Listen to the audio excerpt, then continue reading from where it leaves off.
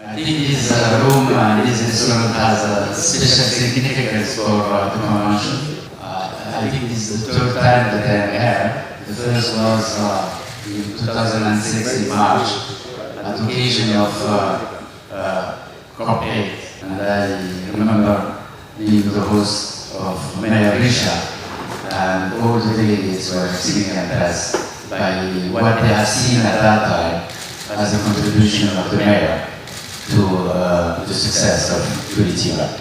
And at that time, in Curitiba, for the first time, a decision on business and biodiversity was adopted. And this was an initiative from Brazil and UK. The London meeting, I think, was in 2005, and the Sao Paulo meeting was in 2006 in January, and this was submitted as a contribution of Brazil and the United Kingdom to Curitiba in March 2006. So once again, thank you very much, Mayor, for this contribution, and Derek, to United Kingdom for what they have done as a partnership with Brazil. Also in Curitiba, on the 26th of March 2006, an extraordinary event took place where the CEOs of companies of Brazil met the Minister of Environment attending the high-level segment of COP8. And this was the first time that a dialogue between CEOs of companies, mainly at that time Brazilian one, and the 122 ministers of environment took place in Curitiba. So I can say, therefore, that the dialogue between business and the 190 parties of the convention started in Curitiba. So this has led to an initiative which now is growing, and it will culminate in Nagoya, in Japan, with another milestone contribution to engage business.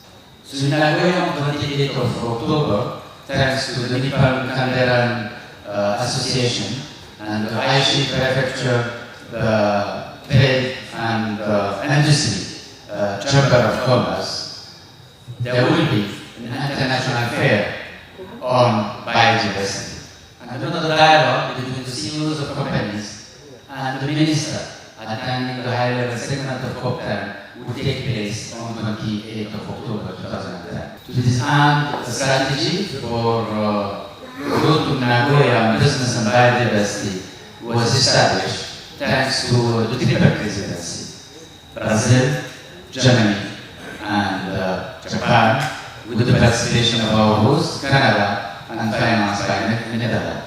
And this strategy was submitted to a meeting in Jakarta during the first week of December, where we had 200 companies attending the Jakarta meeting on business and biodiversity. And we were extremely happy to have some Brazilian company attending the Jakarta meeting.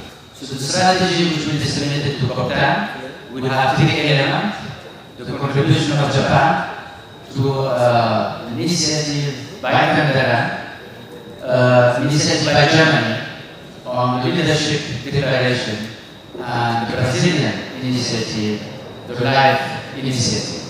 So as we say in English, Curitiba walked the talk. So Curitiba was in July, under the leadership of the mayor, last year, the first country, the first city to launch the LIFE initiative here in Curitiba. And we have seen tonight the signature of one of the major electrical companies joining forces to promote the LIFE initiative. And we hope therefore that the LIFE certification scheme of the deep objective of the convention will be part of the compact on business and biodiversity to be adopted on 29th of October at the closure of COP10. And this will be one of the greatest contributions of the business community to the celebration of the International Year on Biodiversity. And tonight's celebration by LIFE and by the companies of the International Year on Biodiversity by this signature, I think is a milestone contribution to ensure that the success of the International Year with the engagement of all the stakeholders, and in particular with the business community. So for that, Michael and your partner, thank you very much.